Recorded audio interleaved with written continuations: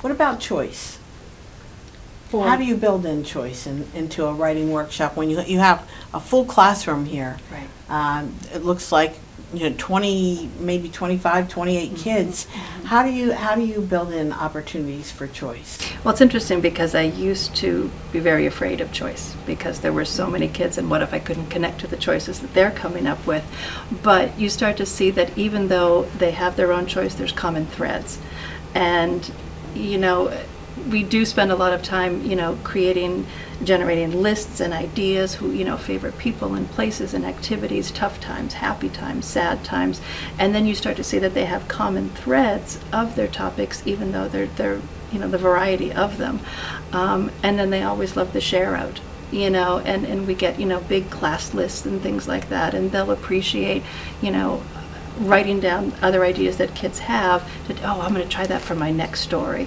So even though for 26 kids you get a lot of different ideas, they have kind of common threads all the way through that helps them. So it's I important. saw even in your mini lesson, you were building in that opportunity for choice because you were talking about how to, within an argument when you're trying to convince someone to think a certain way or do something, you asked them to appeal to the naysayer, and you gave several different examples so that your students could find a comfortable way in to explore that.